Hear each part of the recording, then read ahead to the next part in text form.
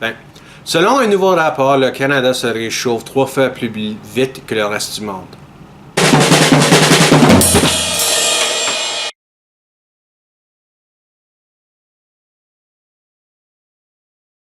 Salut la gang! Dans ce prochain vidéo, moi je veux en parler du rapport indiqué ici sur l'article de Radio-Canada. C'était publié le 1er avril 2019. Puis ça, c'est peut-être pas la meilleure journée de publier un article avec ce titre. Si proche, le jour même du poisson d'avril, mais on va lire l'article, on va voir qu'est-ce qui est rapporté. Le Canada se réchauffe en moyenne à un rythme 2 fois plus élevé que le reste de la planète, et le nord du pays se réchauffe encore plus rapidement selon un rapport de l'Environnement Canada, Environment Canada, rendu public lundi. Le document intitulé « Rapport sur les changements climatiques au Canada » indique que depuis 1948, la température moyenne annuelle sur la terre ferme au Canada s'est réchauffée de 1,7 degrés Celsius, le taux étant le plus élevé dans le nord, les prairies et le nord de la Colombie-Britannique. Dans le nord du Canada, la température moyenne annuelle a augmenté de 2,3 degrés Celsius. En comparaison, selon la National Oceanic and Atmospheric Administration des États-Unis, depuis 1948, les températures moyennes mondiales ont augmenté environ 0,8 degrés Celsius. En plus de ces hausses de température, le rapport souligne que le Canada connaît une augmentation des précipitations, en particulier l'hiver, ainsi que les conditions extrêmes pour les feux de forêt et les pénuries d'eau d'été. Le rapport a été rédigé par des scientifiques des ministères de l'Environnement et du Changement climatique et des Pêches et des Océans et des Ressources naturelles avec la contribution d'experts universitaires. Le document indique si le réchauffement au Canada est le résultat à la fois de l'activité humaine et des variations naturelles du climat. Le facteur humain est dominant, en particulier les émissions de gaz à effet de serre. Ça c'est un bon point. Moi, j'aimerais voir vraiment les chiffres. Qu'est-ce que je veux dire? Les facteurs humains. Ça peut être vraiment... Dire que c'est dominant sans présenter les chiffres, je pense que c'est suspect un peu, à cause... Le rapport aurait pu trouver que c'est dominant, mais c'est 51%, avec des variations naturelles 49%. Ça, c'est dominant, mais c'est encore très proche. Ça pourrait être très facile pour que les variations naturelles seraient capables de surmonter les effets des êtres humains s'ils sont tellement proches. Donc, ça c'est quelque chose, je pense, qui est manqué dans l'article. Puis, je sais qu'ils ont mentionné un peu plus haut que le nord du Canada, ça paraît que c'est en train de réchauffer plus vite. Et moi, je vis au Yukon depuis au moins 1 an, donc je pense que je devrais dire que je suis pas vraiment un expert. Je suis pas vraiment capable de remarquer qu'est-ce qui se passe couramment à cause je vis juste ici depuis 1 an. Donc, comme je dis, je pense pas que je suis un expert de l'historique du climat du Yukon, mais on va continuer l'article.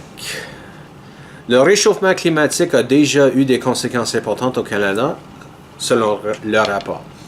Les observations des auteurs montrent que les précipitations annuelles ont augmenté partout au pays depuis 1948, avec des hausses plus importantes dans le nord du Canada et dans certaines parties du Manitoba, l'Ontario, le nord du Québec et le Canada atlantique.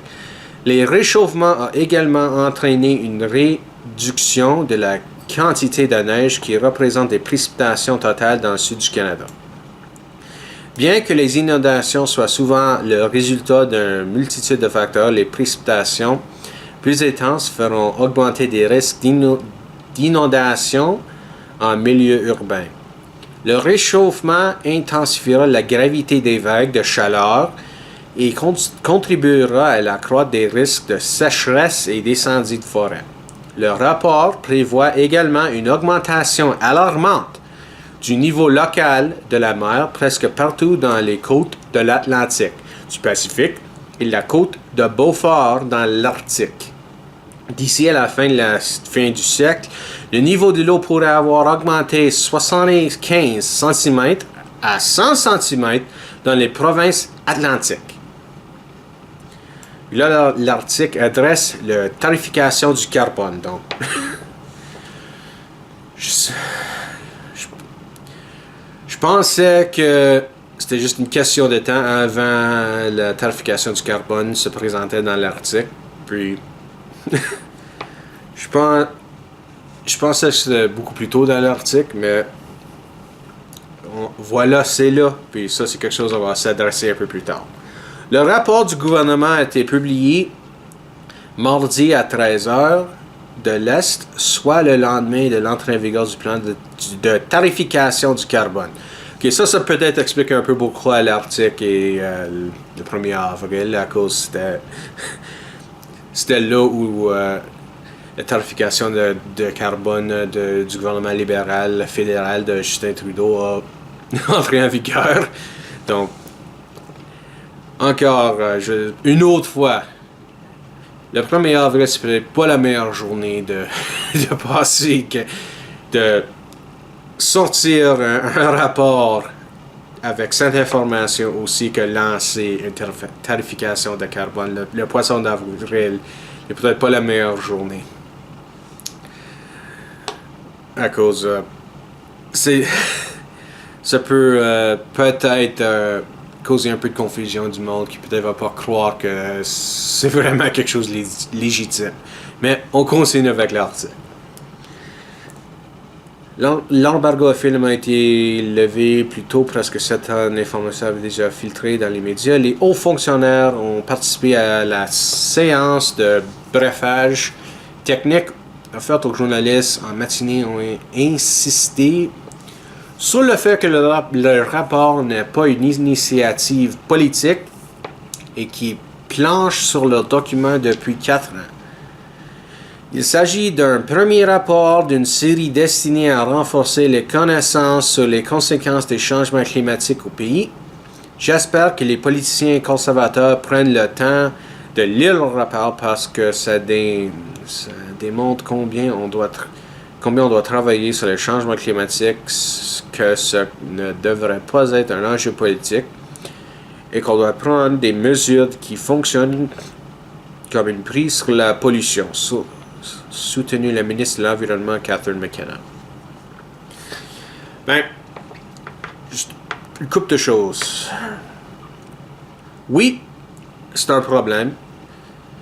Oui, les conservateurs devraient au moins prendre le rapport au sérieux, devraient le lire, devraient au moins discuter le rapport. Mais un prix sur la pollution, je m'excuse. Pas du tout. Mais comme j'ai dit, ça va être un peu plus tard. On va finir avec l'article. Ottawa a imposé un taxe sur le carburant dans ses provinces. Filet de la sécurité parce qu'ils n'ont pas leur propre système de tarification de carbone. Le premier ministre de l'Ontario, Doug Ford, s'est d'ailleurs engagé à illustrer tous les outils à sa disposition pour lutter contre cette taxe fédérale. Puis ça, c'est la fin de l'article. Puis là, on va parler maintenant, comme j'ai dit, du tarification du carbone. Je comprends pourquoi le monde voudrait de l'action sur le portfolio de l'environnement. Un rapport qui dit que le Canada se réchauffe beaucoup plus vite que le reste du monde. devrait exiger au moins une réaction telle quelle. Une réaction appropriée. Une réaction au moins le monde prend au sérieux les résultats du rapport. Mais ça ne dit pas que taxer ou des tarifs contre le carbone, c'est la meilleure chose pour aider notre environnement. Je dis ça à cause. Je pense que une tarification du carbone, c'est comme mettre un pansement sur une blessure grave. Une blessure qui peut te tuer. Un pansement ne va rien faire si la blessure est assez grave. Si quelqu'un a mis une fusil dans ta face, puis a lancé une balle, puis puis la balle t'a frappé dans la tête, puis quelqu'un met un pansement au-dessus de la blessure, ça va rien faire. On vit dans des communautés qui sont beaucoup trop gros. C'est trop gros au fait que malheureusement, on doit vivre dans une partie d'une ville, puis on doit travailler à une autre partie de la ville il y a beaucoup de distance entre les deux. Puis ça fait nécessaire que tu possèdes ou tu as accès à un auto. Puis, c'est quel auto que la majorité des gens peuvent au moins acheter à cause qu'ils ont assez d'argent. Ils sont pas trop chers. C'est des autos de pétrole. Des autos qui marchent sur le pétrole. C'est pas des autos électriques. C'est ceux qui utilisent le pétrole, qui utilisent l'essence. Si on veut vraiment aider notre environnement, on doit repenser nos communautés. On devrait vivre peut-être dans des communautés un peu plus petites où tu n'as pas besoin du tout d'avoir une auto. Il va encore avoir des emplois où des prerequisites, ce mot-là, où pour qualifier pour ton emploi, tu dois posséder une auto. Tu dois avoir accès à ton propre véhicule. Il va encore avoir des gens qui ont besoin des véhicules à cause ces emplois-là vont encore exister. Mais dans des communautés plus petites, tu seras capable de marcher de chez vous à votre travail si vous n'avez pas besoin d'auto pour travailler. Aussi, tu peux marcher de chez vous au médecin, faire les épiceries, quoi que ce soit à cause c'est assez proche. Une autre chose, on devrait produire effectivement qu'est-ce qu'on a besoin localement. D'importer des produits d'ailleurs contribue. Effectivement, ça contribue à l'affaire des changements climatiques. Si on produirait qu'est-ce qu'on aurait besoin local, ça aiderait. Et si c'est pas capable d'être produit local, disons, faire pousser la nourriture. Si il y a quelque chose qu'on n'est pas capable de produire local, ben malheureusement on l'aura pas. Ça veut pas dire qu'il y a pas d'affaires qu'on va importer, mais peut-être on devrait repenser tout. Et c'est pour ça que moi je suis contre un taxe ou une tarification de carbone. Ça fait aucun sens. En Alberta, quand je vivais en Alberta, quand le premier ministre Rachel Notley a imposé le taxe albertain sur le carbone, ça a fait sauter toutes nos factures de chauffement, d'énergie. Ça faisait les coûts administratifs sauter. Effectivement, ça coûterait plus cher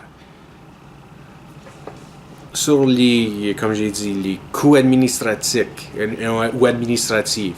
Ces coûts-là étaient plus chers que l'énergie qu'on a utilisée. Puis, on était supposé d'avoir des rabais. Dans ma communauté à Edson, je n'ai pas connu beaucoup de monde qui ont même reçu un rabais. Donc, c'est pour ça que moi, je suis très sceptique et je pense pas une tarification de carbone est une bonne chose. Moi, je pense que ça va juste blesser du monde qui sont pas capables de payer des grandes factures pour leur chauffement ou leur énergie. Puis, je pense que je vais terminer la vidéo sur mon dernier point qui... Ça semble qu'il y a toujours un nouveau rapport qui sort année par année où ça semble que la situation dans le monde du changement climatique, c'est toujours plus pire, plus pire. Puis je pense que ça aide le mouvement qui est sceptique contre le changement climatique. Je pense que franchement, c'est un problème. C'est un problème qu'on doit adresser. C'est un problème où on devrait avoir des discussions de qu'est-ce que c'est un bon plan pour adresser l'environnement. Puis, quand on a toujours des rapports qui sortent, qui disent que qu'est-ce qu'on pensait avant, c'est incorrect. C'est beaucoup plus pire maintenant. Ça, je pense que ça blesse la cause. Je pense que ça rend l'idée du changement climatique quelque chose qui est difficile à croire. À cause c'est toujours plus pire. Ça semble que ceux qui poussent l'idée du changement climatique ne savent même pas qu'est-ce qu'ils parlent. Effectivement.